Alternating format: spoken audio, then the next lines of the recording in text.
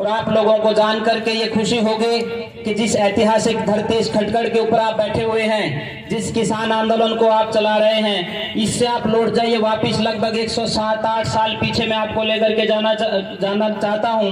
1907 में जब अंग्रेज 3 काले कानून लेकर के आए थे किसानों के, उन 3 किसानों के जो काले कानून थे उनको वापस भेजने का काम किया था। तो खटगढ़ की भूमि से शहीद आजम भगत सिंह के जो चाचा जी थे, चाचा अजीत सिंह और लाला लाजपत राय, ये आर्य समाज के कार्यकर्ता थे, परंतु खटगढ़ की भूमि से किसानों के लिए एक आवाज उठी थी और उस समय नारा दिया गया था, पगड़ी संभाल जट्टा, पगड़ी संभालो। और उसके बाद जब भी इस देश में जैसे जैसे जरूरत पड़ी, इस खटगढ़ भूमि ने अपने आप को बलिदान करने का काम किया है। उस भूमि से 4 पीढ़ियां, दादा अर्जुन सिंह, किशन सिंह और उनके बाद शहीद आजम भगत सिंह, चाचा अजीत सिंह, कितने लोगों के नाम मैं बता सकता हूं जिन्होंने इस देश को आजाद करवाने का काम किया। आज ये हमारी माताएं बैठी हैं, इनको मैं संबोधित करते हुए कहना चाहता हूं, आपका ये योगदान इतिहास के स्वर्णिम पन्नों के ऊपर लिखा जाएगा।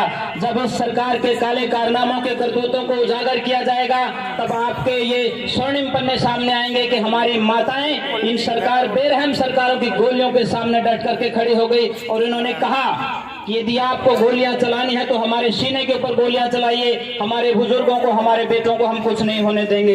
इन माताओं ने जो संघर्ष किया है, इन माताओं ने जो हौसला दिखाया है, वो सबसे ज्यादा अनुकरणीय है। वो जो है, मैं उनको कहता हूं कि आपका जो योगदान है वो इतिहास में एक विशेष स्थान रखता है। हमारे बुजुर्ग बैठे हैं, बहुत कम लोग रह गए हैं जिनके सर के ऊपर पगड़ी दिखाई देती है। इन पगड़ी की लाज बहुत बड़ी चीज है और पहली बार ऐसा आंदोलन हुआ है। एक महिला ने पिछली बार एक बयान दिया, शायद आप लोगों ने भी सुना होगा कि ये देश तो 2014 में आजाद हुआ है। भले ही ये कहीं ना कहीं राजघरानों की पत्तल चाटने वाले लोग, उनके पैसों पर पलने वाले लोग, इस मजदूर को, किसान को बदनाम करने वाले लोग जब ये बात कहते हैं कि ये देश 2014 में आजाद हुआ था, उससे पहले कौन सा आंदोलन हुआ था, उन लोगों के लिए मैं कहना चाहता हूँ, महात्मा गांधी जी ने जो रास्ता अपनाया था सत्य और अहिंसा का, उसके दम पर देश को आगे बढ़ाने का काम किया था। उनके साथ चाहे शहीद आजम भगत सिंह को चलने की बात हो, राम प्रसाद बिस्मिल को चलने की बात हो, अशफाक उल्लाह खान को चलने की बात हो, सब लोग उसके राही बने थे।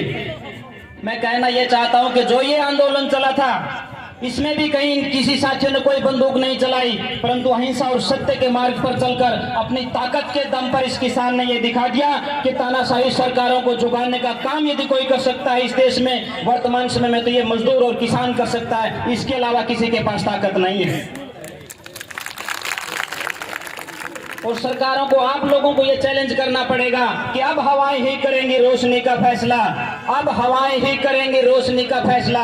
जिस दिए में तेल होगा वही दिया जल जाएगा। अब तो आमने सामने की टक्कर है सरकारों के साथ। जो भाई अनीश जी ने कहा कि कुछ लोगों ने इनके ऊपर लेबल लगा दिया कि ये कांग्रेस के लोग हैं, मैं ये कहना चाहता हूँ, कांग्रेस तो छोड़ दीजिए, आप लोगों के ऊपर नहीं, इन माताओं के ऊपर आरोप लगाए गए कि ये पाकिस्तानी, इनके ऊपर आरोप लगाए गए कि ये आतंकवादी, इनके ऊपर आरोप लगाए गए कि ये चाइना के पैसे के दम पर बैठी हुई हैं। जो माताएं अपने घर में बैठ करके वहां से आते समय एक डोलू के अंदर दूध लेकर के इस आंदोलन में शामिल होती थी, 4 रोटी अपने साथ बांध करके लेकर के आती थी, उनके ऊपर इन राजनेताओं ने आरोप लगाए कि ये पाकिस्तानी, ये चाइना के पैसे के ऊपर पल रहे हैं, ये आतंकवादी संगठन से संबंध रखते हैं, ये खालिस्तानी संगठनों से संबंध रखते हैं। जब हमारी माताओं को अपमानित किया गया है, आप लोगों को मैं कहना चाहता हूं, मैं कोई राजनीतिक आदमी नहीं हूं, मैं एक समाज का एक सामान्य सा कार्यकर्ता होने के नाते, एक सन्यासी होने के नाते मेरा यह फर्ज बनता है कि जब बात इस देश की आए,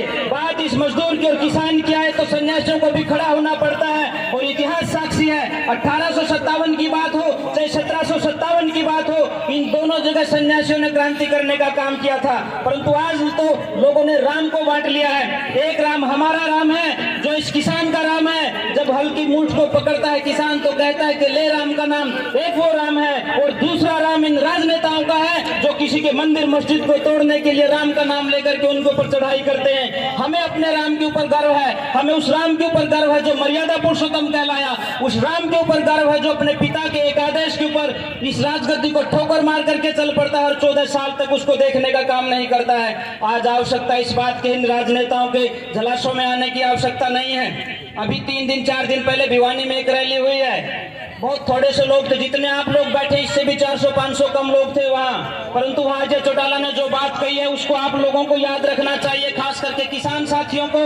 उन्होंने कहा कि पूरा का पूरा किसान आंदोलन सिर्फ जजपा पार्टी के खिलाफ था, सिर्फ दुष्यंत चौटाला के खिलाफ था। मैं ये कहना चाहता हूँ, ये खटखड़ की भूमि है। इन्हीं माताओं ने आपको घर में बैठा बैठा करके दूध पिलाया है और साथ में 100 500 रुपए आपकी पार्टी के लिए दिए हैं और आपको आगे बढ़ाया है। ये वही माताएं हैं, अपना फर्ज अब निभाएंगी। हमारे 750 से ज्यादा किसान मारे गए हैं। यदि आप आज ये दूध का गिलास दुष्यंत चौटाला और उसकी पार्टी के लोगों को पिलाते हो तो मैं ये मानूंगा कि आप इन 750 किसानों की चिताओं पर पानी डालने का काम कर रहे हैं। ये संकल्प हमारी माताएं लें कि इनको अपने घरों में नहीं घुसने देंगे। अरे जिन लोगों के घरों में ये लोग जाते थे उनकी तो भैंस नहीं बिकती थी, आप लोगों ने उनको अपने सिर के ऊपर बैठा लिया।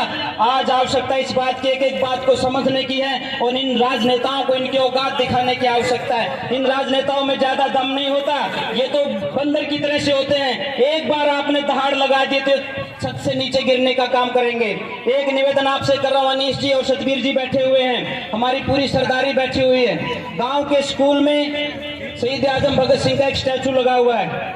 मैं ये निवेदन कर रहा हूं, उसके लिए जो भी काम करना पड़े उसमें मेरी भी जो आप जिम्मेदारी लगाएंगे मैं करूंगा कि गांव के अंदर एक जय जवान और जय किसान का स्मारक बनना चाहिए ताकि आने वाली पीढ़ियां ये याद करें। और उस स्मारक के अंदर 750 किसान जो शहीद हुए हैं उन सारे के सारे किसानों के नाम इस तरह से लिखे होने चाहिए जिस तरह दिल्ली के इंडिया गेट के ऊपर लिखे हुए हैं। मैं इसका आग्रह और निवेदन कर रहा हूं, उसकी जमीन चाहे ग्राम पंचायत से लेनी पड़े या खरीदनी पड़े, जो भी व्यवस्था करनी पड़े, काम आप लोगों को ये मैं निवेदन कर रहा हूं कि आप करें। दूसरा मेरा निवेदन ये है कि आप लोगों ने 1 साल के बाद ये कार्यक्रम किया है। साथियों, ये ऐसे कार्यक्रमों को हर महीना एक निश्चित कर दीजिए ताकि आपस में सब लोग मिल बैठ करके आगे के प्रोग्रामों की योजना बनाते रहें। दूसरा एक गाँव में जिनके ऊपर केस है, अनिश जी, जिनके ऊपर केस है उस गाँव में निगरानी कमेटी बने।